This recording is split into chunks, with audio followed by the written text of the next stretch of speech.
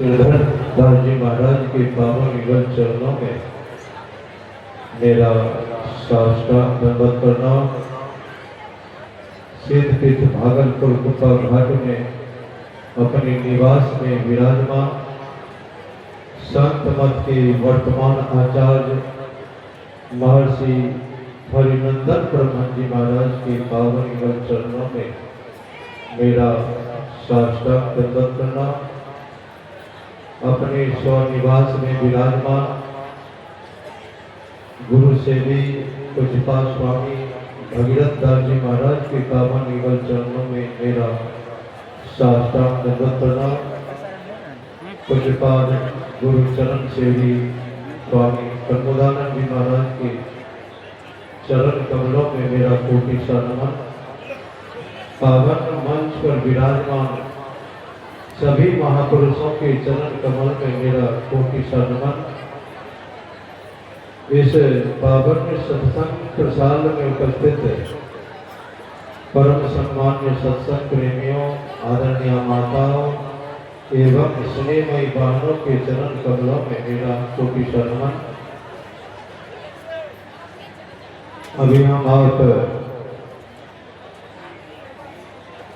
परमात्मा के स्वरूप के संबंध में श्रवण कर रहे थे।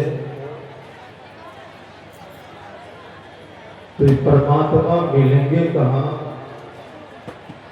बाद में स्वरूप का पता चलेगा, लेकिन मिलेंगे कहाँ। लोग परमात्मा को खोजने के लिए बहुत सारे उपाय करते हैं, बाहर ढूंढते फिरते हैं, लेकिन जहाँ खोजना चाहिए वहाँ तो खोजते नहीं है, अब बाहर भटक रहे हैं। भगवान श्री कृष्ण से अर्जुन ने पूछा वो ईश्वर कहाँ मिलेंगे, कहाँ रहते हैं। तो भगवान श्री कृष्ण ने कहा ईश्वर सर्वभूतानां हृदय अर्जुन तिष्ठति। कहते हैं अर्जुन वह परमात्मा, वह ईश्वर सर्वभूतानां सभी भूत प्राणी के हृदय में विराजमान है। हम आप भूत प्राणी है, हम आपका शरीर पंच महाभूत से बना है, क्षितिजल पावन गगन समीरा। तो भगवान कृष्ण कहते हैं वह ईश्वर व परमात्मा सभी भूत प्राणी के हृदय में विराजमान है। भगवान बुद्ध से किसी ने पूछा कि वह परमात्मा कहाँ रहते, कहाँ मिलेंगे। तो भगवान बुद्ध ने पाली भाषा में कहा अब तो दीपो भव, का वह परमात्मा, वह प्रकाश, वह तुम स्वयं हो। पूछने वाले को भरोसा नहीं होता और कुछ बढ़ा करके कहिए। तो भगवान बुद्ध ने पाली भाषा में ही कहा अत्ता ही अत्तो नतो नाथो कोई परोसिया। का आत्मा का मालिक आत्मा है, आत्मा का नाथ आत्मा है, आत्मा का स्वामी आत्मा है। भला इस आत्मा का मालिक नाथ स्वामी दूसरा कौन हो सकता है। भगवान श्री राम से किसी ने पूछा कि वह ईश्वर कहाँ मिलते हैं, कहाँ रहेंगे। तो भगवान श्री राम ने कहा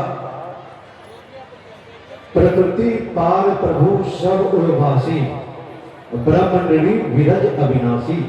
कहते वह अविनाशी परमात्मा प्रकृति पार, प्रकृति को भरते हुए, प्रकृति से बाहर रहते हुए मिलेंगे कहाँ। प्रभु सब उर्वासी, उर कहते हृदय को, कहते वह परमात्मा सभी प्राणी के हृदय में विराजमान है, वही मिलेंगे। तो संत कबीर साहब से किसी ने पूछा कि वह परमात्मा व ईश्वर कहाँ मिलेंगे, कहाँ रहते हैं। संत कबीर साहब को मुसलमान भी मानते थे और हिंदू भी मानते थे। मुसलमान ने पूछा संत कबीर साहब से कि वह खुदा कहाँ रहते, कहाँ मिलेंगे।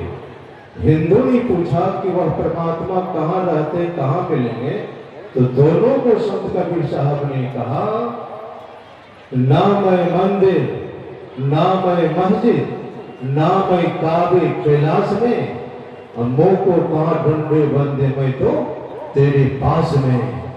मुसलमान को कहा वह खुदा मस्जिद में नहीं मिलेगा, काबा में नहीं मिलेगा। हिंदू को कहा वह परमात्मा मंदिर में नहीं मिलेगा, न कैलाश पर मिलेगा।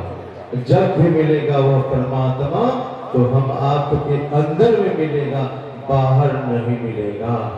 संत कबीर साहब आगे लिखते हैं, नाम तीरथ, नाम मूरत, नाम व्रत उपवास में, खोजी हुई तुरंत मिल जाओ पल भर के तलाश में।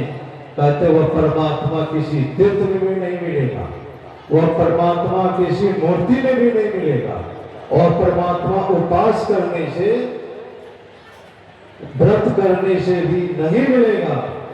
और अगर उस परमात्मा को प्राप्त करना चाहते हो तो सदगुरु से जुक्ति लेकर अपने अंदर में खोजो, वह तुरंत मिल जाएंगे।